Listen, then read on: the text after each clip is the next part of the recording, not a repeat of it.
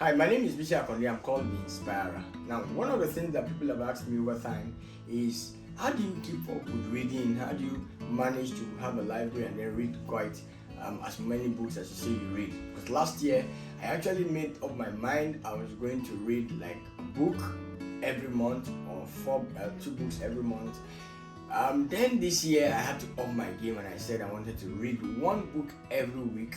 And since January 2023, I've been able to keep up. I read one book every week.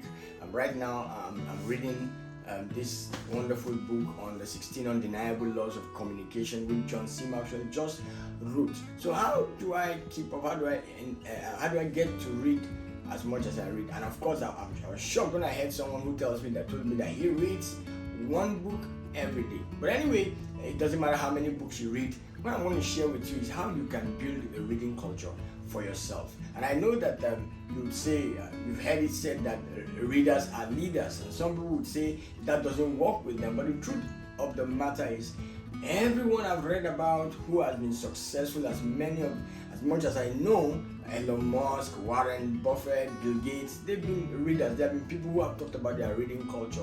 Bill Gates will read at least for 1 hour every day, and that's quite good. And I heard it say that if you are able to use 1 hour in any subject matter, after 10 years, you will be in the top 10% of that subject matter. So if you really want to be at the top of your game, you really want to be at the cutting edge of whatever it is that you do, one thing that you need to consider is the ability or the capacity or how you get to read. Because when you read, you are accessing the minds of the people that have done these things, have gone there. You get into their mind, so you know how their mind works. That's one of the great things I've benefited from reading. You get what their mind works, you see. Because what happens with reading is that you are getting evaluated experience. Some people are sharing what they've done and they have evaluated it, how it works, and it didn't work, and then you are just picking from that. It helps to really propel you and accelerate the journey of life for you. So as a leader, I would always say it's a great benefit when we read. But why is it that some people don't like to read? Or why is it that some people don't read? I mean, not say don't like to read, they don't read. And I'll tell you, the first reason is because a lot of people would say, I just don't like reading. And that's true.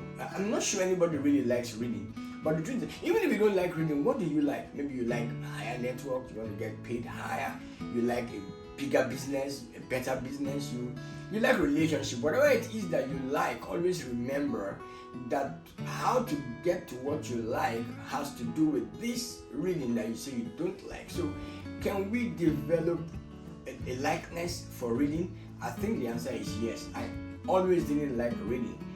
Because of course we got that from when you want to write your exam, and then so it's like reading is just for you to do an examination. But you see, I have one definition for an illiterate. I always say that an illiterate is somebody who stopped reading because they went to school. But when you finish, your graduation is over, you just say, oh, I'm done with books, I'm done with reading. That's the easy way to become an illiterate, because what you read in school is probably obsolete right now.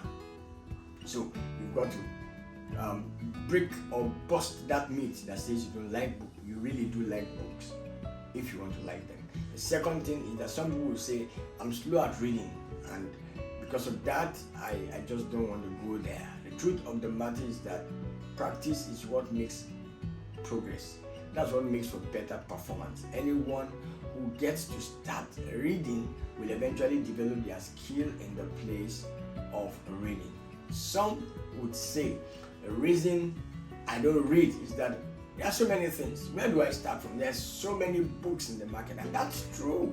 There are quite a number of books in the market. I'm sure if you check with research, you find out that books are being churned out every day. Some are churned out intentionally. Some people just write because they feel somebody else has written, or they just have something. But there's a lot of books out there. But you don't need to allow the number of books out there to stop you from reading, because again, you have a choice. You can decide what to read and what not to read and where to read. Don't allow the overwhelm of the number of books available to stop you from reading. I have a pretty large library. And sometimes when you get there, what you want to read and all that, I'll talk about that maybe later, or how you get to read what you want to read. But don't let the overwhelm with the number of books stop you from reading. And of course, some people will tell you, I just don't have the time to read.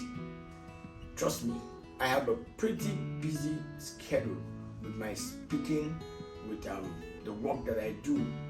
But I believe strongly that if I don't get better, then I'll not be able to do a better job. One of the ways to get better is to access the materials that are in some of those books so that I can up my game. Because the truth is that the information you have will actually determine how effective you can become as a person. So reading can empower you and enable you to achieve more than you could have achieved all on your own. So it's good that you do a good job, but remember that it is you that comes to the job. So you need to bring a better you to the job. That's the way to do a better job. So you must carve out time.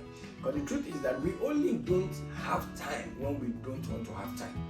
If we really want to do something, if we have a desire for something, if we really want to read, we would always create the time to read. So some people will say they are too busy, they don't have the time to read, but I tell you, you can also post that with. And the final one is when someone says to you, the books are expensive, I don't have the money for such a thing. You know, someone had told me when I was young that if you think education is expensive, then maybe you should go and try ignorance. Ignorance is more expensive than education. So how did I get money to begin to buy my books? Very simple. I mean, for me, I had a friend who was selling books from the boot of his car in those days, and I just made an alliance with him because I didn't have the money to buy the book. So what I did was I collected the books from him and I read some, what I could afford I read, and then the rest I just kept. So whenever I'm talking with someone and they bring the problem my way, I share the wisdom that I've learned from those books with them, and they ask me, where did you get these things? You're so young, how did you find such information? And I just bring out the book and tell them this is it. Now I sell the book to them because I got it from my friend at a lower price. So whatever is the markup, I give everything to my friend. He uses that to supply books for me. That was actually how I started building my library. So the truth is, you budget for books and it will happen. I'd rather buy books than do some of the things that many other people do. I remember that I had to get out of clothing so that I could buy books. I had to stop myself from buying gifts. If I want to buy gifts for myself, I buy books rather than buying the regular things that others buy. So it's important that we do that. So if you are going to really be the leader you want to be, then books are one of those things that you need to do. So how do I get to read more? How do I build a reading culture for myself? Let's start with this. You need to decide. It's a decision. You need to decide to be a reader. Because you see, you've heard it before. Your destination in life will be determined by your decision. If you don't make that decision to say, I want to read books, you would never get to read. It starts with that decision. The decision you make breaks every excuse that you can have the moment you make that decision. And the second thing is that you've got to cut your time from some things out to do other things. I know people, including myself, who've watched TV for hours. They've watched 3 hours of a movie session. They've sat down in their sitting room or their living room and they've spent like 4 hours, 5 hours watching TV, and that's good. You know, it makes me laugh because I remember I told my son one day when he was watching TV, I said, you are watching others, when will they watch you? Because the truth of the matter is that whatever you put there, those who put it there for you to watch, they must have done something for them to put that in front of you. So it's time for you to also put something in front of others so that they can watch it. And that would be highly enhanced when you have the kind of information, the kind of knowledge that you need, which most of the time will be found in the books that you read.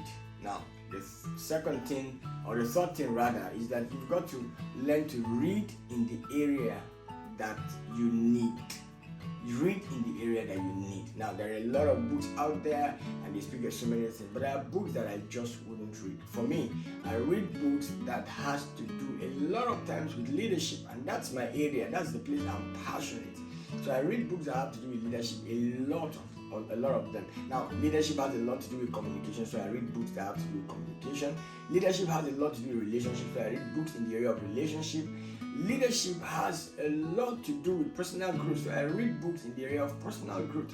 That's how I get to read. Now, if I have a problem, maybe if I have a financial problem, maybe if I discover that I'm not making as much money as I need to make, what do? I pick up a book that talks about how I can manage my resources. I don't need to read books that have all the numbers and all the figures and all that, because I don't like things that are complicated. But what do? I just pick the knowledge, basic the wisdom that I need for how I can better manage my finances. Of course, because I also do some I pastor, I read books in the area of my spirituality and also how to manage people around me. I believe that every business person actually needs to read books in the area of relationship. So read around the things that interest you, read around the area that is your calling or your career. It's important that you have books in those areas. Fourth thing is that you've got to develop a method that works for you. Now, for me, I like to sit down for a stretch and read a book for an hour. I love to do that a lot. But another thing that I've learned how to do is to also pick snippets of the book that I want to read here and there. I just pick a book, and maybe when I'm in commute, when I'm in transit in a car, I just catch a page. I just read a page or read 2 pages.